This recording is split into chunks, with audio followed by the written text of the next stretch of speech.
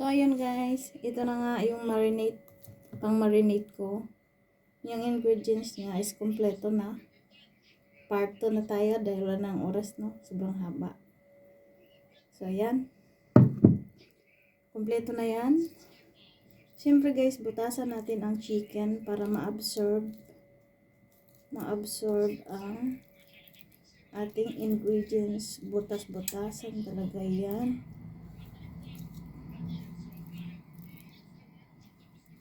Kasi may buto pa naman to guys. Kailangan maano niya. Delikado pag mahilaw. Nakakahiya naman sa aking asawa. Sariling experiment ko to.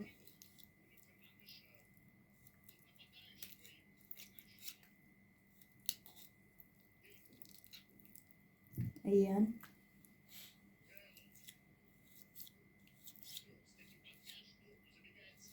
Para masarapan ng ating asawa. Kapag may asawa ka na talaga, gagawin mo ang lahat para naman sa iyong mahal na asawa. Silbihan mo talaga. Kahit hindi ka marunong magluto. Hala, sige. Mag-assume ka na lang na marunong. Hala, may balhibo man eh. May balahibo man to eh.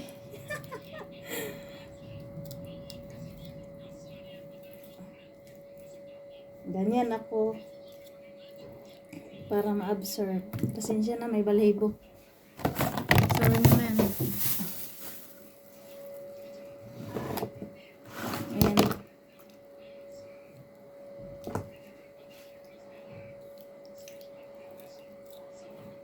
May balahibo siya. So, ganito na lang gagawin ko para ano to, mabilis ano. Kami lang naman nagkakain. Wala na itong art.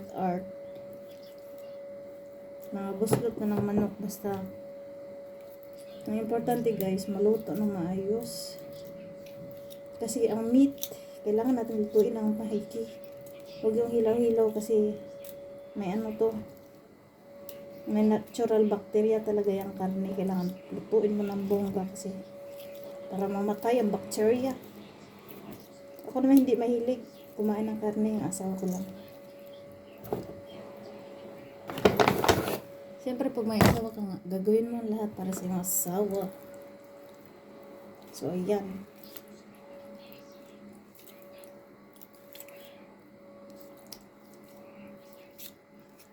Ganito ako magluto. So ang ingredients niyan, lemon, sugar, salt, pepper. Ano ba yun? Small amount of water. No water pala. Small amount of oil. Cooking oil. Cooking oil lang.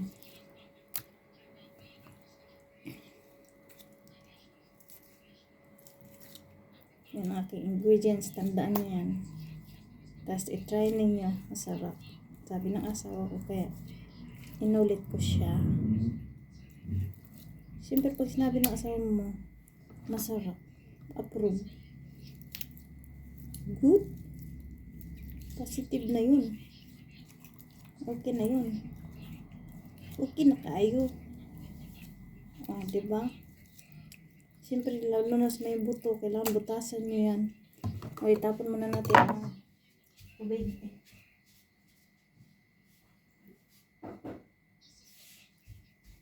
Kaya magluto na kayo guys. Pinubre lang ni nga luto ha. Hindi na pang dato. Kaya batay. Dili ta dato. So itubog ko na sa aking pang marinate. Ay guys, very mistake ko. Man din ako nahalo.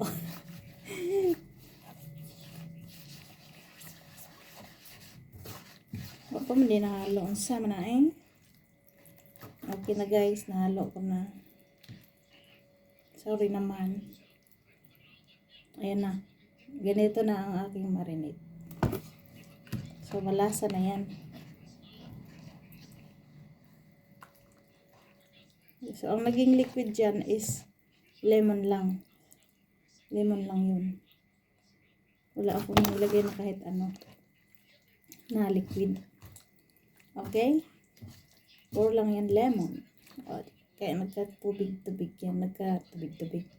Nagkaroon ng liquid. Lemon lang yan. So, marinate natin ng ilang oras para matuhop yung lasa. Observe yung lasa ng ingredients. Para matuwa ang ating isa. Para dili tabiyaan. Duh.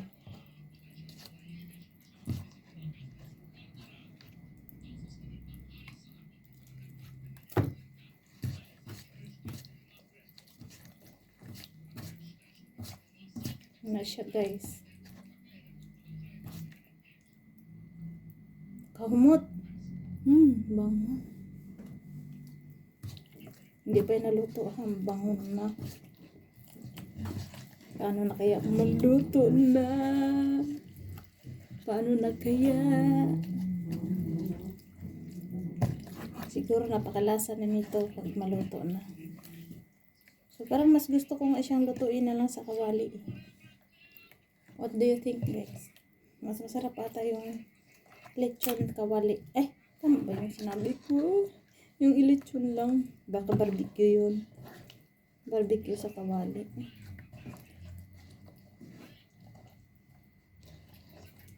So, ang sarap. Ang bango. So, ayan na. Ano lang to? Ilang peraso ba to? Ibalik natin kasi mas maganda dito ibabad. Mas nababaon sa sauce.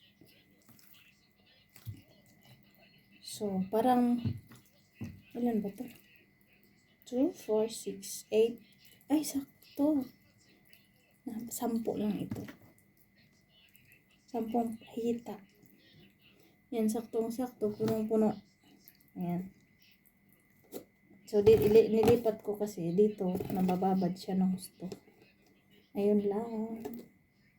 Tapos na. Abangan nyo mamaya pagluto na.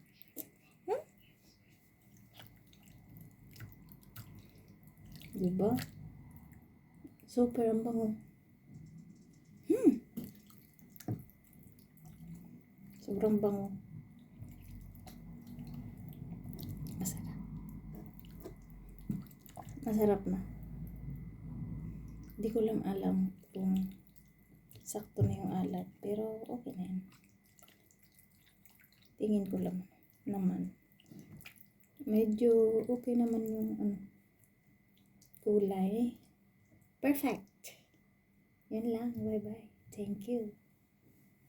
Abangan niyo ang luto. Pagluto na. Bye-bye.